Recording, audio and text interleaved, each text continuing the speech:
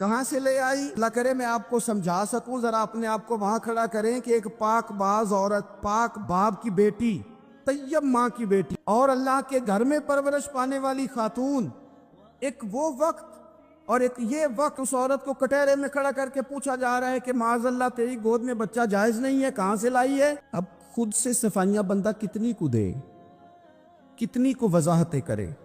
اور میں نے تو اپنی زندگی میں دیکھا ہے زیادہ وضاحت دینے والے کو بھی لوگ جھوٹا سمجھنے لگ جاتے، زیادہ وضاحت دینے پر بھی لوگ کمزوری کا اظہار سمجھتے ہیں کہ کمزور پڑ گئے.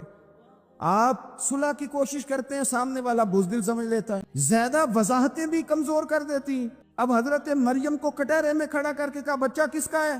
پھر خدا بندوبست جب کرے، اللہ جب مددگار ہو، تو پھر حضرت مریم کی گواہی درختوں سے نہیں دلوائی، اس نے پتوں سے نہیں دلوائی، پھر فرشتے نہیں بھیجے. حضرت مریم کہنے لگی مجھ سے نہ پوچھو، وہ جو پنگوڑے میں ہے اسی سے پوچھ لو. ان سے پوچھو نا، وہ کون ہے پوچھ لو، ان سے کر لو سوال. انہوں نے کہا پنگوڑے میں چند دنوں کا بچہ، یہ جواب دے گا؟ مددگار تھا رب. ان کی برات کا اعلان کرنا تھا مالک نے، اور جب مالک اعلان کر دے، جب مالک تیری صفائی دینا چاہے، جب مالک تجھے دنیا کے سامنے نکھارنا چاہے، تو پنگوڑے میں لیٹے حضرت عیسیٰ بول کے کہنے لگے انی عبداللہ آتانی الکتاب، کا بندہ ہوں، رب نے مجھے کتاب عطا کر کے نبی بنا کے دنیا میں بھیجا ہے. میں اللہ کا بندہ ہوں، کتاب لے کے آیا ہوں، نبی بن کے آیا ہوں. پھر بچہ بول پڑا. اور یہ ایک دفعہ نہیں بات ہوئی، یہ بنی اسرائیل میں ایک جریج نام کے شخص بھی تھے جو نماز پڑھ رہے تھے. بعض نے لکھا ہے نفل نماز تھی. اماں نے پکارا تو آئے نہیں، تو ماں کے منہ سے نکل گیا تو اتنی دیر تک مرے گا نہیں جب تک کسی بے حیا عورت کا منہ نہ دیکھ لے. تو وہ عبادت گزار تھے، لیکن لوگوں نے ان کی عبادت، ریاضت، پرہیزگاری کو نہیں دیکھا. بس ایک عورت کو بھیج کے الزام لگوا دیا. وہ عورت آیا جایا کرتی تھی، اب آ جاتی ہیں عورتیں مسئلہ پوچھنے کی نیت سے بھی آ جاتی ہیں. ماحول میں کچھ جگہ ایسی بھی ہیں جہاں عورتیں دم کرانے کے بہانے آ جاتی ہیں. وہ خاتون آتی جاتی تھی اس خانقاہ پہ، آستانے پہ. یہ بخاری میں موجود ہے. پھر اس نے کہا میری گود میں جو بچہ ہے یہ انہی کا ہے. مجھے بتائے کیسے بندہ وضاحت دے؟ حالات خراب ہو گئے، لوگ کٹیا جلانے لگے، ماحول اور طرح کا بن گیا. میرے نبی پاک علیہ الصلوۃ والسلام فرماتے ہیں پھر اس رب کے بندے نے کہا مالک تو کریم ہے، تیری مشیت کا تقاضا آیا جو میری ماں نے جملے بولے تھے، اور اب میں وضاحت دینے کے قابل نہیں رہا، اب تو ہی کرم کرے گا تو دروازہ کھلے گا. تو وہ چند دنوں کا بچہ پنگوڑے میں بول کے کہنے لگا میں اس درویش کا نہیں، میں تو فلانے چرواہے کا بچہ ہوں، وہ جو بکریاں چراتا ہے. رب کی مدد کو پکاریں، اپنے ساتھ اپنے مالک کی مدد کو شامل کریں، تھوڑے رزق پر بھی گزارا اچھا ہونے لگ جائے گا. سارے لوگ آپ کو گرانے کی تدبیریں کر رہے ہوں گے اور مالک آپ کو عزتیں عطا، اس کی بارگاہ سے حکمت کا تقاضا اور ہو جائے گا. ہم نے ساری زندگی لوگوں کو راضی کرنے میں گزار دی، ساری زندگی بڑھاپا آ گیا بچوں کو پالتے، اور بچوں نے آخری عمر میں کہہ دیا ابا اگر کوئی ڈھب کا کام کر لیتے تو آج ہمارے دن بھی پھر نہ جاتے. ساری زندگی گزار دی بہن بھائیوں کو راضی کر، ساری زندگی گزار دی ذمہ داریاں اٹھانے میں.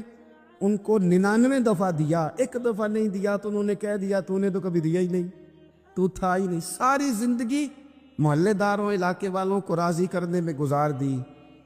اور میں نے ایسے لوگ بھی دیکھے دین کے لیے وقت گزارا، لیکن جب بڑھاپے میں دانت کام نہ کرتے تھے تو وقت کے مفتیوں کو بھی مسجدوں کی کمیٹیوں نے کہہ دیا اب آپ کی سمجھ نہیں آتی، ہم نے خطیب کو یور رکھنا ہے، نہ دیکھو دنیا کی طرف، دنیا رلا دیتے، نہ راضی کرو بندوں کو، بندے تھکا دیتے، نہ پیچھے بھاگو ہر وقت دنیا داروں کے، یہ انسان کو کمزور کر دیتے ہیں. وہ تو کریم ہی بڑا ہے، 2 آنسو زمین پر بعد میں گرتے ہیں، بندے کے گناہ سارے پہلے معاف فرما دیتا ہے. اللہ کی مدد کا حصول، اپنے مالک کی مدد کی طرف بڑھنا. آپ کو بدر کی جنگ بھی یہی درس دے گی، آپ کو احد کا میدان بھی یہی سبق دے گا، فتح مکہ بھی یہی سبق دے گا. جب رب مدد فرمائے، جب اللہ مددگار بنے.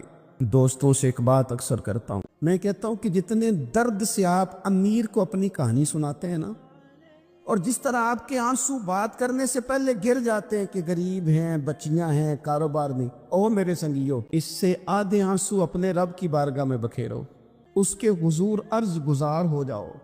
اس سے طلب کرو۔ ایک وقت انسان پر زندگی میں ایسا آتا ہے کہ اسے یوں محسوس ہوتا ہے کہ میرا سایہ بھی ذرا سا پیچھے ہٹ گیا، اسے یوں لگتا ہے کہ میں کسی سہارے پہ ہاتھ ڈالتا ہوں تو وہ بھاگ جاتا ہے مجھ سے۔ لیکن مالک کی بارگاہ ایسی عظیم بارگاہ ہے، رب رسول کے آستانے اتنے بڑے ہیں کہ آپ جب وہاں کشکول طلب دراز کرتے ہیں تو جھولی پھیلانے میں دیر لگتی ہے، ان کو بھرنے میں تو کوئی دیر نہیں لگتی۔ ہم نے اپنا سوچ کا قبلہ ہی دنیا کو بنا لیا۔ یہ جو اللہ والوں کی مدد ہے یہ تو ہے نہیں، اللہ ہی کی مدد، لیکن یہ جو سیٹھوں کی طرف توجہ کرنا، نوابوں کی طرف توجہ کرنا، دنیا داروں کی طرف توجہ کرنا اور اپنا مزاج اس طرح کا بنا لینا، یارو گردن کو جھکا دیتا ہے خیرات کا پتھر، جہاں میں مانگنے والوں کے سر کبھی اونچے نہیں ہوتے۔ اور اقبال کہتے ہیں غیرت ہے بڑی چیز جہان تگ و دو میں، پہناتی ہے یہ فقر کو تاج سردارا۔ میں عرض کروں گا کہ اپنی آپ جب توجہ کا قبلہ اللہ رسول کو بنائیں گے تو رب فرماتے وَيَرْزُقْهُ مِنْ حَيْثُ لَا يَحْتَسِبُ، میں نہ تجھے وہاں سے رزق دوں گا جہاں سے کبھی تیرا گمان بھی نہیں گیا ہوگا، یہاں سے بھی مل سکتا ہے، تو نے سوچا بھی نہیں ہوگا۔ بخاری شریف میں حدیث ہے، حضرت جابر بن عبداللہ فرماتے ہیں نبی پاک صلی اللہ علیہ وسلم نے 300 لوگوں کا ایک لشکر روانہ کیا کسی مہم کے لیے، کسی جہاد کے لیے۔ حضرت ابو عبیدہ بن جراح رضی اللہ تعالیٰ عنہ امیر لشکر تھے۔ فرماتے غربت اتنی زیادہ تھی، بھوک اتنی زیادہ تھی کہ ایک ایک کھجور دن میں ایک وقت کھانے کو ملتی تھی، اور کچھ دن ایسے آئے کہ اب کھجور بھی نہیں مل رہی۔ فرماتے اتنی زیادہ بھوک لگی مجاہدین کو 300 بندہ پتے کھا کے گزارا ہونے لگے۔ یہ بخاری میں موجود ہے۔ آپ فرماتے کہ دریا کے کنارے ہمارا پڑاؤ تھا، ٹھہراؤ تھا، جب بھوک سے نڈھال ہو گئے نا وَيَرْزُقْهُ مِنْ حَيْثُ لَا يَحْتَسِبُ، اللہ وہاں سے روزی دیتا ہے، گمان بھی نہیں ہوتا۔ فرماتے ہیں ایک مچھلی اللہ تعالیٰ نے دریا کے کنارے بھیجی، فرماتے ہیں وہ تھی تو مچھلی پر پہاڑ جتنی۔ بخاری میں لفظ ہیں، حضرت جابر ابن عبداللہ رضی اللہ تعالیٰ عنہ فرماتے ہیں 300 آدمی 18 دن تک اس مچھلی کو کھاتے رہے، مچھلی ختم ہی نہیں ہوئی۔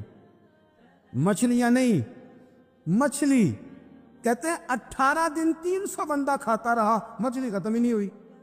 اور فرماتے ہیں کہ اس کی ہڈی نکال کے، کانٹا کہیں گے آپ اپنی زبان میں، کہتے ہیں وہ نکال کے نا تو اس کو کھڑا کیا نا جب، تو اونٹ کجاوے سمیت اس کے بیچ سے گزر جاتا تھا، 2 اس کے کانٹے جوڑے۔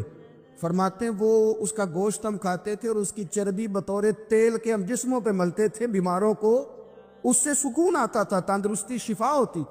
فرماتے ہیں ہم کھایا بھی ہم نے، اور کچھ لے کے ہم مدینے بھی گئے، اور قربان جائیں نبی پاک نے بھی اس میں سے کھایا۔ ہم نے عرض کی حضور یہ معمہ کیا ہے، یہ ماجرا کیا ہے؟ تو محبوب نے فرمایا تمہارے پاس غذا نہیں تھی، رب نے تمہارے لیے بندوبست کیا ہے، اللہ نے تمہیں دیا ہے۔ مکان شروع کر لیا، ایک صاحب نے وہ مکان بنانے لگے، آپ وہ حساب لگا رہے ہیں، کہتے ہیں میرے پاس اتنے پیسے